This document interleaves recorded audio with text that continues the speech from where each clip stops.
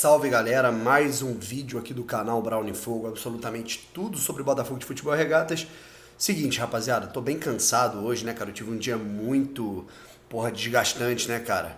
Sendo franco com vocês, foi nem trabalho, cara. Porra, a gente tem que esvaziar a cabeça um pouco, esfriar um pouco a cabeça, né? Fiquei o dia inteiro jogando futebol, né, no sol, assim, então, porra, eu tava precisando disso pra esvaziar um pouco a minha mente, que eu tava trabalhando muito, tanto aqui no canal quanto no TikTok. Então eu tô muito cansado, cara. O vídeo que eu ia fazer sobre o Douglas Borges, tá? Que tá pra renovar com o Botafogo. Caramba, Bruno. Douglas Borges renovando com o Botafogo, como é que é isso? Amanhã de manhã a gente vem com novidades, tá? Bom, seguinte.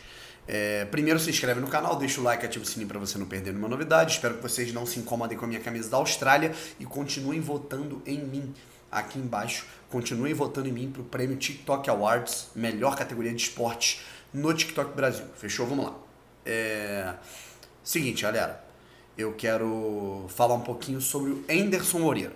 Tá bom? E a entrevista que ele concedeu ao Bola da Vez. Vamos por tópicos, vamos por partes. Primeiro de tudo, cara, que me impressionou um pouco a serenidade do Anderson, tá?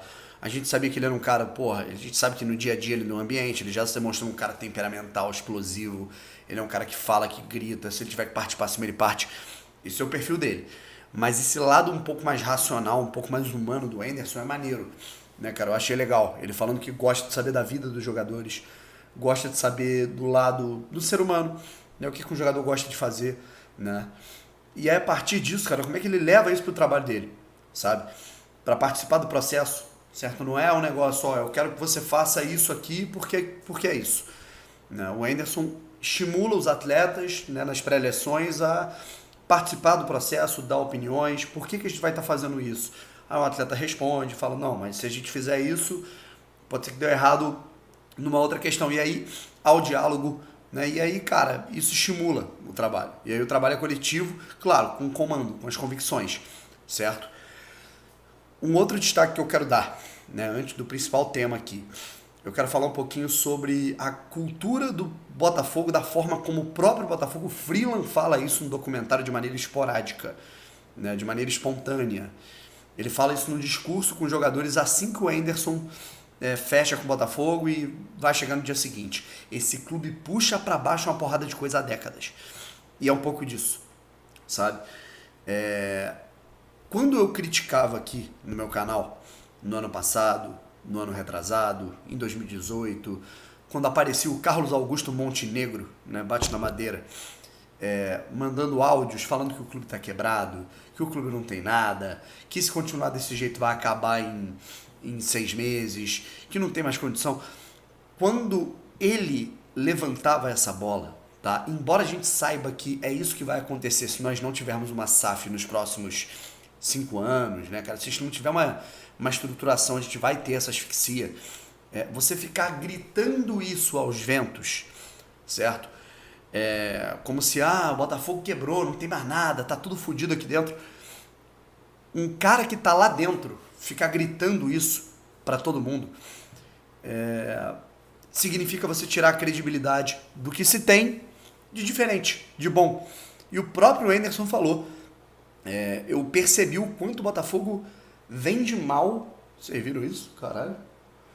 Vende mal a sua imagem, né?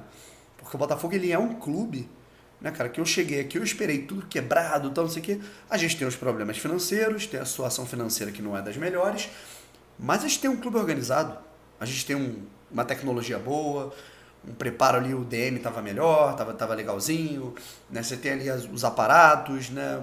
O campo não é muito bom, mas dá pra quebrar ali um pouquinho na Série B, quebrar um galho. Então o Anderson elogiou essa estrutura, importante frisar, muito melhorada pelo atual departamento de futebol. E quem está à frente do atual departamento de futebol é o Eduardo Freeland, certo? E aí, cara, o Botafogo, ele tem esses pontos positivos, né, que é um clube com um ambiente bom e com as coisas redondas, mesmo na sua maior crise financeira da história. Significa que o Botafogo tem casca. O Botafogo sabe trabalhar em meio à dificuldade, o que é diferente, por exemplo, do Cruzeiro, sei lá, parece ser do Vasco, né, e de outros clubes que passam por uma dificuldade, o Internacional recentemente, enfim. Uma outra situação que eu gostaria de falar, cara, é referente aos destemperos até do Anderson, né, cara? Ele explicou lá que os caras estavam mexendo com os jogadores, com 10 minutos de jogo. Isso é um detalhe importante. E uma outra situação, né, cara, é o fato do Anderson ter ficado irritado que o quarto árbitro não tinha radinho para se comunicar com o árbitro principal. Isso é um desrespeito. Afinal, os clubes pagam, né, todo esse orçamento da arbitragem. Enfim, é naquele jogo contra o Confiança, em que ele fala que o árbitro é um despreparado, que tem que apitar vôlei, o cara. E aí, continuando. Eu quero falar aqui agora sobre desavenças. E aí, quando eu falo desavença, não significa inimizade, não significa briga, não significa treta, não significa fofoca. Cara, significa desavença profissional. Significa embate profissional em prol de uma alternativa. Alternativa foi a palavra que o Anderson usou muito.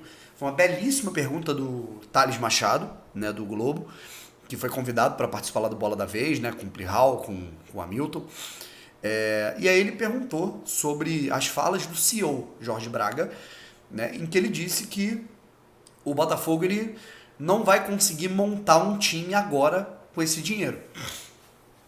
Em que o time ele vai ficar pro segundo semestre. Que é uma coisa que a gente vem repetindo muito aqui, porque é a realidade financeira do Botafogo. Porém, o Anderson, ele fala que falta ali alinhar algumas questões do planejamento para ele poder ficar no clube, né, cara? Eu até em um determinado momento, antes de assistir a entrevista, eu não tinha gostado muito dessa fala, né? Mas quando eu vi, eu acho que ele tá certo. Que ele fala o seguinte: a gente entende a dificuldade, a gente entende que o CEO é um cara, né, que está tentando prezar pelo lado financeiro, mas o Botafogo é um clube de futebol. E o futebol precisa estar forte para que o clube continue forte, certo? E aí ele falou, se nós deixarmos para montar um elenco todo, né? Aí ele não está falando de parte, que é o que pode ser feito. Ele não está falando de ajustes pontuais, que é o que ele sugeriu, é o que a gente vem falando muito aqui. Se você deixar, esse vai ser o time, né? O time pro Campeonato Carioca vai ser exatamente igual ao da Série B, menos os que foram embora. Marco Antônio, Navarro. O Navarro, inclusive, o Anderson fala que está conversando com ele, mas eu acho muito difícil, eu nem vou citar tanto isso aqui, porque eu acho difícil que ele fique. Você colocar para jogar no Carioca, o próprio Anderson diz, pode ser que outra pessoa monte esse time pro Campeonato Brasileiro, porque eu não vou estar aqui. Né? Conhece, sabe como é que funciona o processo. Se o Anderson fizer um Campeonato Carioca ruim, independente do time reforçado ou não, né, e o time não apresentar desempenho, ele pode ser demitido, né? Pode acontecer uma demissão.